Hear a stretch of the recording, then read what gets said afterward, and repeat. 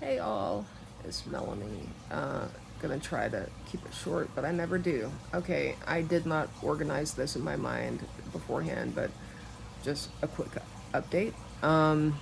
Number one, Lennox. My barrier is reassuring me that what is going on with her hoof is normal. Um, I do have to tell a story, and this is where my videos tend to run long, but seeing the soul separating reminds me of something traumatic that happened to me as a kid. When I say that I've been around horses my entire life, I mean it. I grew up in the saddle. My mom is a horsewoman.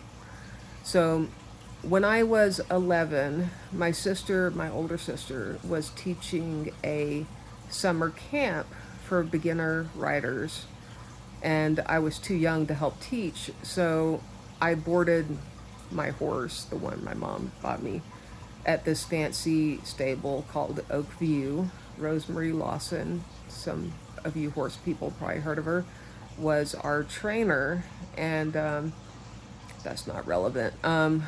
A horse that was being boarded out there, her name was Scarlet. I can't get her out of my head. The most beautiful chestnut warm blood that I can't imagine what the owners paid for it. But this horse got laminitis. All of you horse people know what that is. It can either partially recover or go really bad. Well, this woman loved her horse so much that she did not want to give up.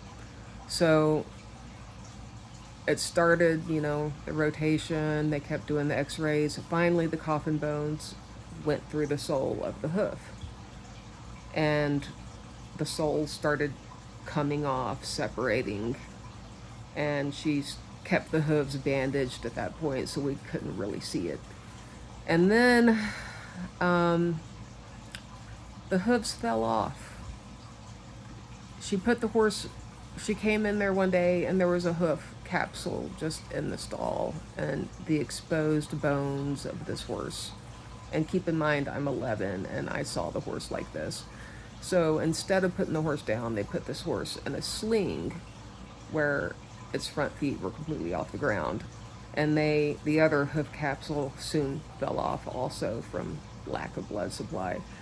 So this horse was just hanging in a sling for everybody to see with bones sticking out instead of where the hoof should be.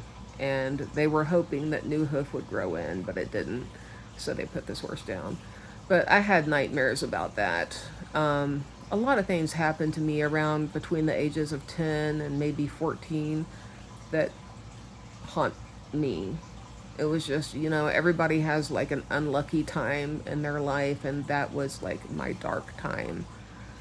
Um, and I have nightmares about these things, and it may sound trivial now, but when I see Lennox's hoof, and even though it's really apparently a normal part of like the shedding process as her abscess has blown, it just makes me remember seeing those bones sticking out of the end of a horse foot where a hoof should be. So that's why I'm so messed up.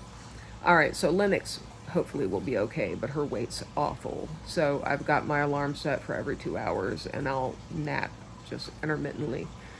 So I'm drinking coffee at midnight. Number two, Ezra. I finally have a ride for Ezra. I feel so bad for these women who are helping me because I'm just a raging bitch right now. I am. At least I'm honest about it. I'm self aware, but I know I'm being difficult to work with, but I'll be so happy to get the dog here. I'll have to send these women who have helped me a gift or something. I don't know. But I've got transport lined up, and the date so far is the 18th, subject to minor change, but around the 18th. So Ezra is going to go in the kennel where Remus and Romula are. I've got to get those dogs acclimated to being inside. We're almost there, but I've got them like hidden in a corner somewhere right now. They just hide, and I hate that. But that's the nature of them. All right, so let's see. That's it for Ezra. Oh, Ezra is dog reactive. Her last experience at San Bernardino, the reason he ended up on the euthanasia list is that he got into a horrible fight. Well, the reason he got in a horrible fight is they crammed him in a kennel with 3 other male dogs that he had never met, and that's a guarantee in a high stress situation.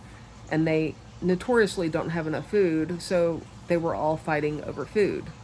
So as a result, he is now dog reactive. I bet he was not beforehand. So he's not doing so well at the foster he's at, according to my communication with him. So he's going to need a lot of time. For anyone who's been, this is Maldwin. We renamed him Ezra, the beautiful red and white with blue eyes husky. So he should be easy to adopt, but he may have to go to somebody who doesn't have a dog. But I'll update every aspect of his orientation and evaluation when he gets here. Another dog coming in. This is kind of a surprise. My friend down in Texas, she pulls high-risk dogs, my allergies, from shelters in Texas and sends them up to the Midwest where there's not such a crisis. A couple of the dogs that I personally have, I got from her, through her. So we've known each other a while. But an adoption fell through, and this dog is stuck in the Midwest, so I offered to take it. His name is Titus. He is a gorgeous, stunning German Shepherd. I think, I haven't met him yet, but it sounds like he's just an awesome dog. And he gets along with kids. I know that for a fact. I think he gets along with other dogs. Don't know about cats, but I'll do the full evaluation, and after he's been here for a couple of weeks, he'll be ready to go because he's spayed, neutered, all that jazz. I have, but he's going to be stuck in boarding for just a little bit until I get this kennel completed. I've gotten hung up on this horse. So that is it.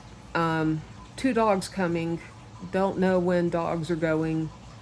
It'll happen when it happens. But all right, night to all.